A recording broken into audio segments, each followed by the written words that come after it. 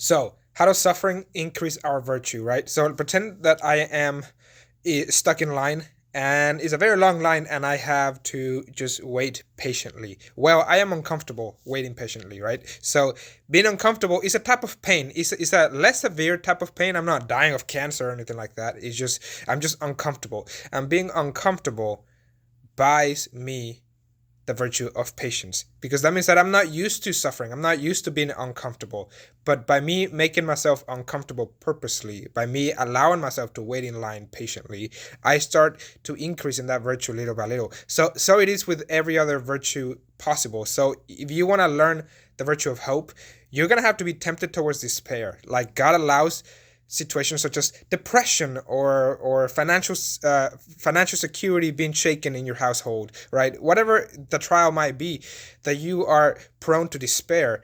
God is saying, I'm allowing this so you may choose to say, God, through the good times and the bad times, I will worship you. And I know that you exist and I know that you are good.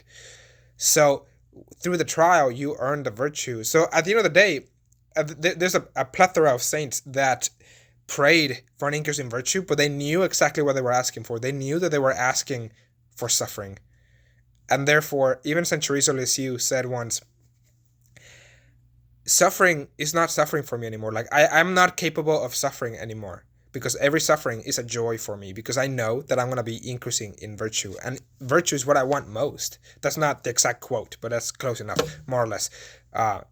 So all I'm saying is that perhaps it's good for you and I to go through times of severe trial, because if that is what it takes for us to grow in virtue, and virtue is what you desire most in life, then bring it on, God. Like, that should be our prayer. Bring it on, God. Whatever you think it is necessary for me to learn virtue, bring it on. And our high priest Jesus can empathize with this, right?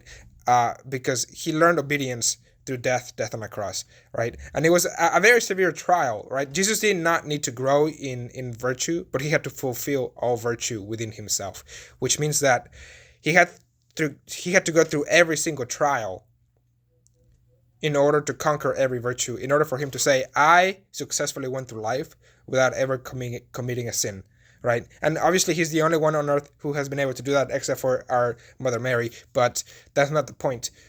The point is that if you and I are to fulfill the virtues within ourselves, to really become Christ-like, because Jesus is virtue itself. Jesus is not virtuous. Jesus is virtue. If you and I want to become Christ-like, then we are going to have to learn obedience through death on the cross. And why? It's because, imagine if you tell me to jump. I'm like, okay, cool. Jump. That's, okay, that is obedience. I am jumping.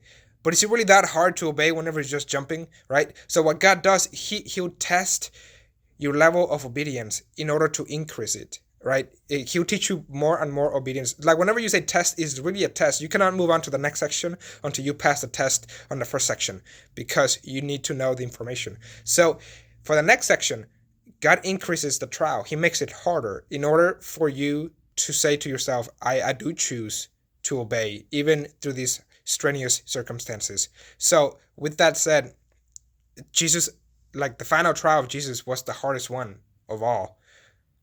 Obviously, death on the cross. It was not just jump up and down and be obedient. It was, I need you to go die. Knowing that you have the power to stop your death, knowing that you have the power to control everything, I'm asking you not to. I'm asking complete and perfect submission to my will, says God the Father to Jesus. And Jesus says, yes, sir.